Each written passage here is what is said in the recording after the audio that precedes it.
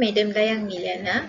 The topic that our group have chosen is the challenges for Islamic finance and banking during COVID-19. Let me start with the introduction. Islamic finance refers to the financial system that complies with Islamic laws, which is known as Sharia law. Al-Quran and Sunnah are the primary sources in Islamic finance. Islamic finance also prohibits the existence of predetermined rate of interest, which is riba, uncertainty, gara, and gambling, might say. The most significant sector in Islamic finance is Islamic banking, which refers to the banking system that complies with Islamic rules in their operation and activities. All the operations that performed by Islamic banking must be based on the principles which has been set by Sharia. In 2020, our world experiencing unprecedented health crisis, which is coronavirus disease. The disease has affected most countries all over the world and caused lockdown in most of the countries. Sectors that provide essential services and products are the only business activities that are allowed to continue their operations during the pandemic. Government has categorized banking sector as one of the essential services and was given permission to operate. However, the sector is still affected as the other economic activities is being slowed down. Now we will look at the differences between Islamic banking and conventional banking. The first differences that we can look at is the applicable laws. For Islamic banking, their function and operating mode is based on Sharia laws and government laws. However, for conventional banking, their functions and operating mode is only based on secular and government laws. The second differences is activities. Under Islamic banking, all of their activities will avoid riba, gara, and maise. And for conventional banking, all their activities will not avoid those three elements.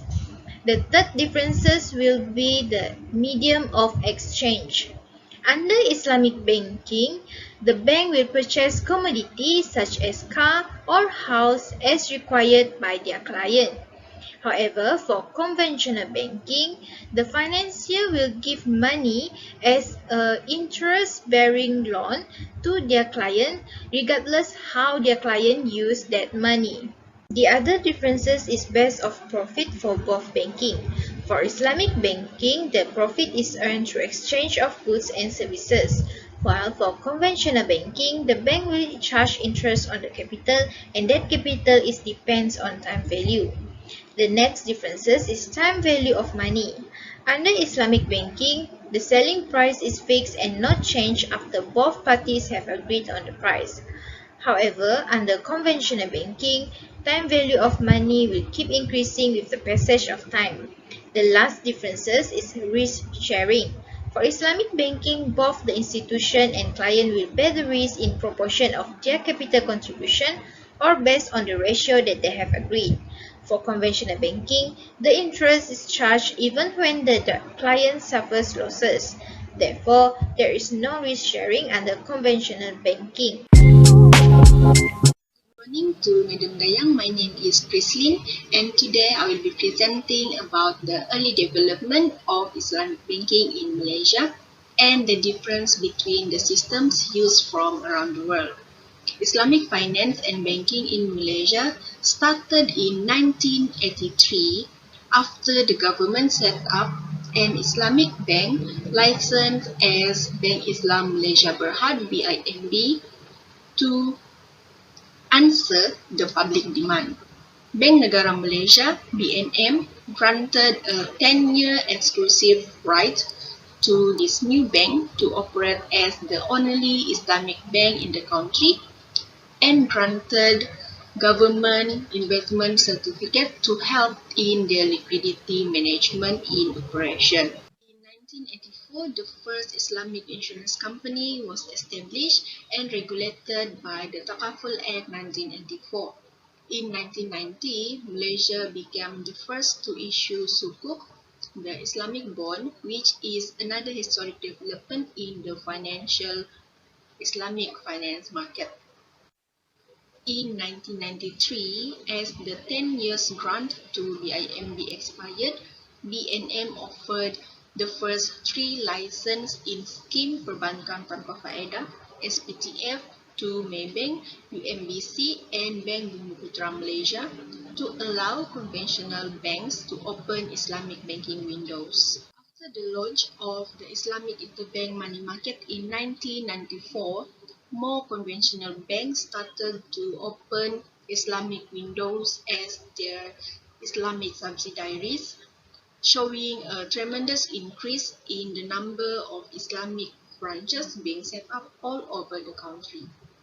Around the world, there are three Islamic banking systems that is being used to incorporate Islamic banking into the existing banking system of a country, namely the full-fledged system, dual banking system, and the conventional plus system. Full-fledged system means that there are only Islamic banks in the country. This country have successfully transitioned into an all Sharia compliant system. One prominent example is Iran, where three of the world's leading Islamic banks are located there. Iran is one of the few countries that has instituted Sharia compliant banking nationwide and does not have any conventional banking sector in the country.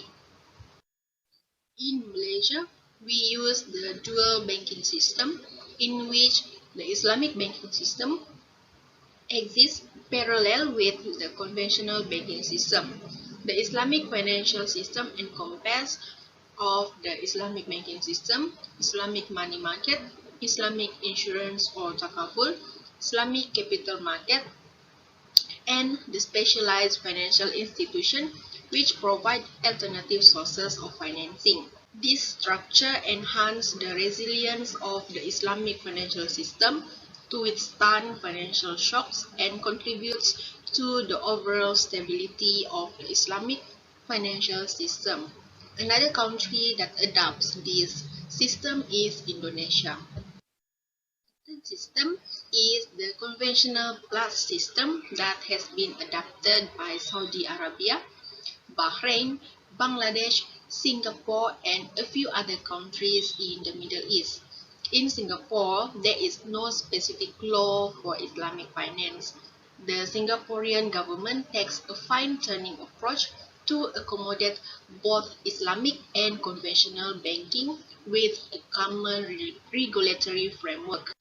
Some of the most popular components of Islamic banking in Singapore include savings, mudarabah, and sukuk.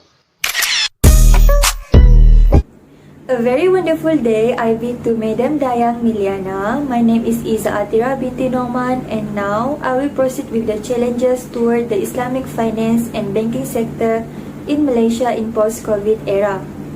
As Malaysia is one of the global Islamic finance hub in the world after, there will be some challenges that will affect the finance and banking industry. One of the Islamic finance and banking challenges in Malaysia is maintaining liquidity. Islamic financial institutions face liquidity constraints due to mismatch between the demand and supply in the wake of the COVID-19 crisis. The default rate is expected to rise significantly due to the strong lockdown and uncertain health situation. Hence, Malaysia has introduced soft policy to uplift obligation of payment. Next, the banking sector. The banking sector facing a liquidity deficiency due to various forbearance measures such as postponement of principal, interest and profit payment for the consumer, industrial lending announced by the government or central banks. For example, the decrease of the deposit base will occur if the bank's borrowers are not returning funds while the government withdrawal still continue. On top of that, regulatory intervention. The issue arises on how Islamic financial institutions should treat transactions in which there is a moratorium on repayment obligations that are imposed by the regulatory intervention. Malaysia temporary measure for reducing the impact of coronavirus diseases 2019 Act 2020 was recreated to provide various temporary relief to businesses and individuals who are unable to perform their contractual obligation due to COVID-19. According to the Accounting and Auditing Organization for Islamic Financial Institution AAOIFI, the contractual repayment period can be extended without an increase in profit, or the remaining amount of deferred profit can be amortized over the extended period. However, if there is an increase in profit, it must be done in accordance to Sharia compliance. Furthermore, BNM announced the implementation of moratorium for financing and loan that provides 6-month deferment of installment for Islamic financing. Sharia Advisory Council (SAC) of BNM ruling states that the Islamic financial institution shall obtain permission from customer on the additional amount to be imposed. If the customer disagrees with the additional amount, the customer can decide not to accept moratorium package. Next challenges is restructuring of Islamic financing facility. The first initiative is the restructuring of the Islamic financing facility based on original Sharia contract. This could be done by adding a supplementary clause that is cross-referred to the terms of the existing agreement. For instance, a shift from musyarakah to ijara, or a combination of multiple financing based on various Sharia contract into a new single one. Lastly, the conversion of a conventional loan into an Islamic financing, where the Islamic financial institutions are allowed to do so. However, vice versa practice is not allowed. In the case where the customer insists on converting the conventional loan, it is beyond the IFI responsibility. Next, digital challenges. During the pandemic, consumers and businesses alike have increased the use of mobile and digital platforms. With increasing awareness of e-commerce among Malaysians, businesses have shifted their platform or increased their presence on online marketplaces and utilization of e-payment. Several financial institutions have also enhanced their internet and mobile banking channels to help the market SME businesses among their customer. For instance, in order to minimize face-to-face interaction during the MCO period, takaful operator and insurance companies have also increased digitalization of their operations, such as by claim processing and customer service.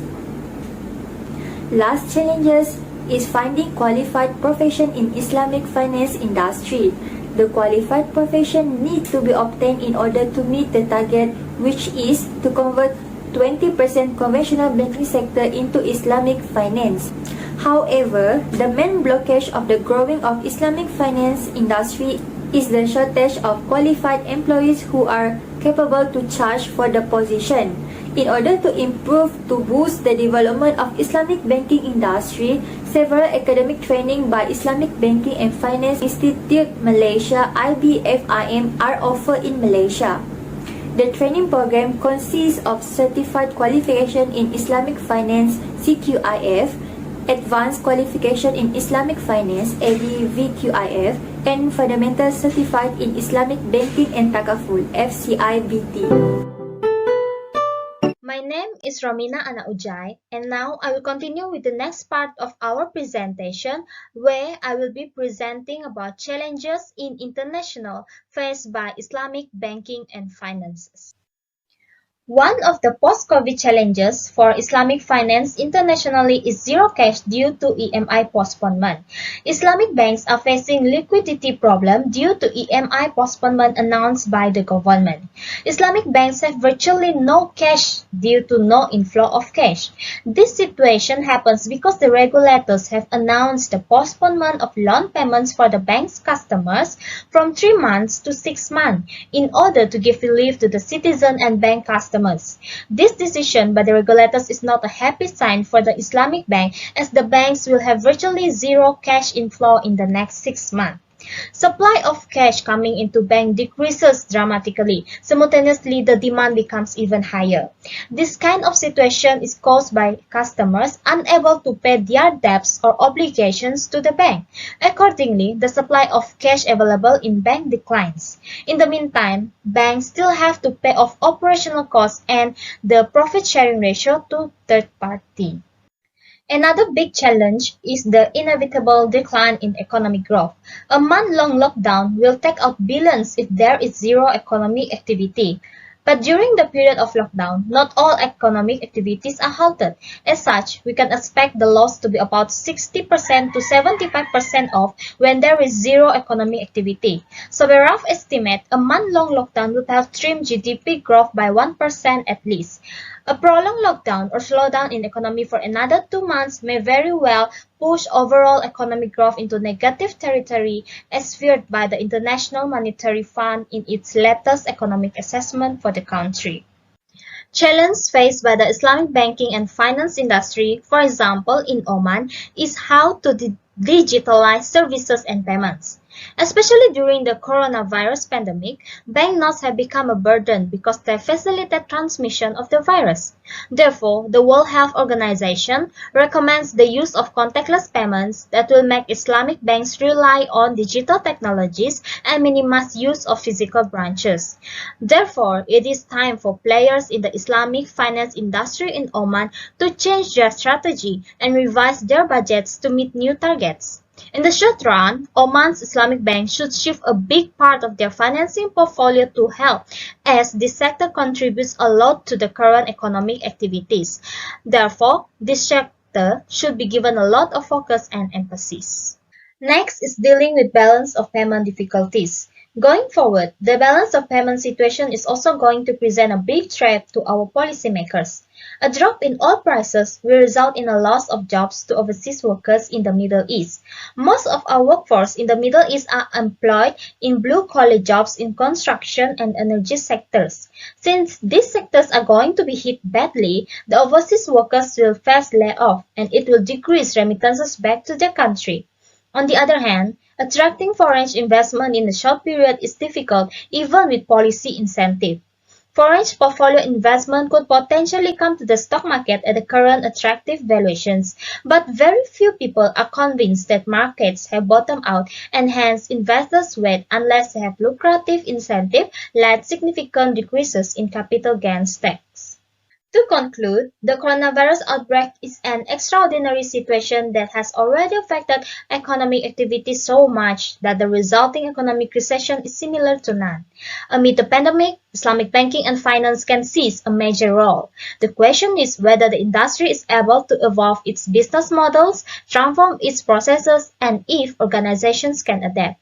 Despite all the challenges faced by the Islamic banking and finance institution amid COVID-19, we still expect the industry to continue to grow albeit at a slower pace than previously expected.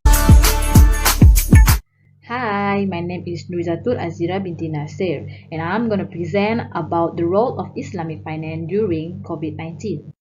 The first one is fintech. The word fintech is simply a combination of word financial and technology. It describes the use of technology to deliver financial services and products to customers.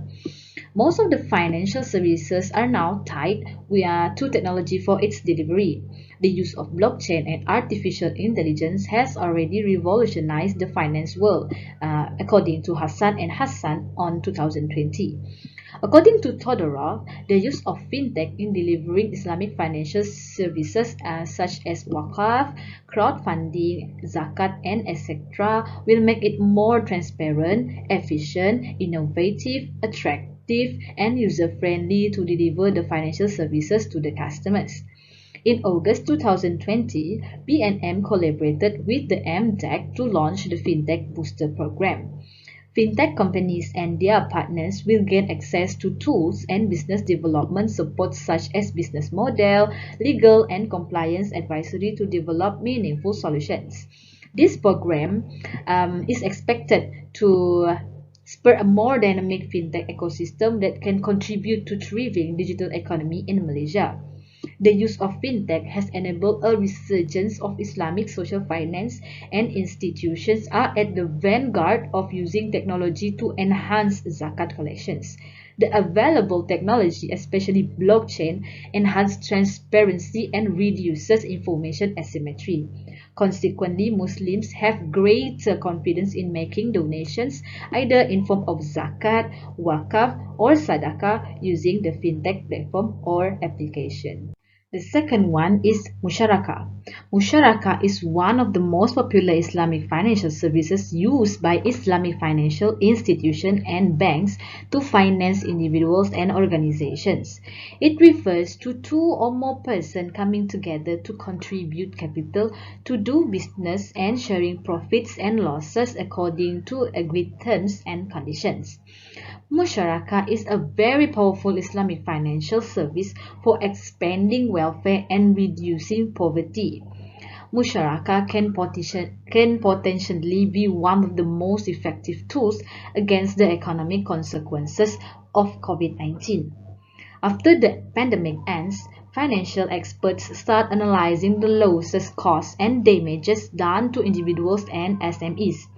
Then in that period, there is a scope for Musharaka to emerge as the true social finance tools. Islamic banks can enter the Musharaka contract with the individual and SMEs by sharing the risk and contributing capital. The third one is Mudaraba. Mudaraba is considered by both ancient and contemporary Islamic finance scholars to be one of the most popular and authentic modes of Islamic financial services. In the case of Mudaraba, a party who is a contributor of the capital is known as a Rabul Mal, and the other party who manages the business of Mudaraba contract is known as Mudarib. The nature of Musharaka and Mudaraba is the same, as both these financing instruments are based on profit and loss sharing. The only difference between them is that Mudaraba is considered a riskier investment than Musharaka. Mudaraba can potentially be one of the most effective financing tools to finance COVID-19 affected individuals and SMEs. As we can see and observe, the income distribution in our society is already highly unequal. For example, those who are rich are very rich and those who are poor are very poor. And COVID-19 is only going to widen this gap between rich and poor. There is a need to develop an Islamic finance tool that can use the Mudaraba contract that help in reducing this gap by mobilizing the resources from the rich and helping the poor and skilled people to start their own businesses. The fourth one is Ijarah. Ijarah means granting someone the right to use a property for a fee, rent, or fare. Ijarah is the Sharia-compliant version of a lease in conventional finance. Ijarah can be used in two ways. First, it is used when one employs a person services with a fee. The second one type is related to the usage of the asset and properties for a fee or payment. The recent development in Islamic finance has made Islamic financial services like Ijarah be a potential warrior against the crisis. The changes has caused the demand for Ijarah contracts to increase. There is a need to develop user-friendly Ijarah contracts to suit the needs of the COVID-19 affected individuals and organizations. Islamic banks should provide Ijarah agreements based on the need of the individual and SMEs. The fifth one is Zakat. Zakat is another beautiful concept in Islamic finance and is purely based on the principle of ethics, morality, and empathy. Zakat is one of the 5 pillars of Islam along with the Tawheed, Salah, Saum, and Hajj. Zakat comprises small parts of any asset given to 8 categories of receivers, including the needy, the poor, and the people who trapped in debt and condition in line with the Islamic teaching. Zakat is mandatory requirement for all Muslims that meet a minimum level of wealth and are required to donate 2.5% of the accumulated wealth annually. Zakat is considered as one of the trusted methods of poverty alleviation as per Holy Quran and Sunnah. It can be proved to be an important Islamic finance tool to fight the adverse consequences of the COVID-19. Zakat is compulsory payment by wealthy Muslims and they are obligated to pay it as part of their religious duty. COVID-19 affected people, especially the poor, can be provided with these essential items and or cash as a relief. The sixth one is sukuk. Sukuk is structured in a way to generate returns to the investors while simultaneously allowing the investee to lessen their financial burdens. Besides, sukuk is a form of financial aid that is infused to help micro entrepreneurs and micro businesses that have no established form of capital as macro businesses. Hence, sukuk issuance has been sought by many nations to curb the financial burdens that have been occurring due to the pandemic. Therefore, it could be said that the issuance of sukuk is an alternative that can be used in reducing the burden of micro entrepreneurs and micro businesses during the time of the pandemic. Alternatively, the government may be able to raise profit through the rate obtained by issuing the sukuks and thus enhance the economical state of the nation. Simultaneously, micro entrepreneurs and micro businesses can reduce their financial burdens when this capital is being infused into their business capital. The seventh one is Qard al-Hasan. Qard al-Hasan is one of the most beautiful financing tools available in Islamic finance because it provides a fund at the lowest possible cost to increase the demand level and also push the supply curve upwards, resulting in a rise in output and lowering the overall price level in the economy. Qard al-Hasan maintains the price level as an increase in demand is offset by increase in output. The four basic characteristics of Qard al-Hasan are: the first one, Qard al-Hasan is a form of interest-free loan that is extended by the lender to the borrower because of benevolence. The second one, the borrower pays back to the lender the principal amount without interest, as it is fully complying with the principle of Sharia that the borrower does not pay anything as interest. The third one, it is mainly used to provide short-term liquidity to the borrower. And the last one, it can be an effective financing tool for the poor and COVID-19 affected SMEs. Islamic finance is based on the principle of ethics and morality, according to which only those who have an urgent need will apply for the loan, and it is the duty of the lender to provide funds to the person in need. The COVID-19 pandemic has devastated the world economy, and the most affected are poor individuals and SMEs. And of course, Qard al-Hasan could prove to be a blessing for them. It could solve their urgent liquidity problems, and they will not even have any burden of immediate payment of installments. The most beautiful part of Qard al-Hasan is that must be paid at the convenience of the borrowers. And the last one is Sadaqah. Sadaqah is another Islamic finance tool arising from the principle of benevolence. Sadaqah is a voluntary offering and its amount is at the will of the benefactor. There are specific groups of people who are eligible to receive Sadaqah. According to the Holy Quran, in Surah 9 verse 60 explanation, 8 categories of people who are entitled to receive Sadaqah are the poor, the needy, the official appointed by government to receive, the newly converted Muslim, to free slaves from non-Muslim, the person in debt trap, the preacher to spread deen of Allah, and the traveler who have no money to spend. As is evident from its basic nature, Sadaqah is best suited to be used as a financing tool during the COVID-19 period and its consequences afterward. It can be best utilized to help people stuck in lockdown and the people who have lost their business and belongings during COVID-19. Islamic banks and financial institutions can be assigned the Sadaqah distribution responsibility to bring more efficiency and transparency. In conclusion, we know that Islamic finance and banking were also one of the sectors that are affected by the pandemic. This is due to the poor condition of the clients has give impact to the industry direct and indirectly. Even though Islamic banking is allowed to continue their operation, there are challenges that have limited the operations of the institutions. Islamic finance and banking institutions have to identify any recommendation to help the institution to sustain the operations during the pandemic. The Islamic finance and banking institution shall see the pandemic as an opportunity to prove that Islamic banking principles are able to assist clients especially the most impacted by the pandemic.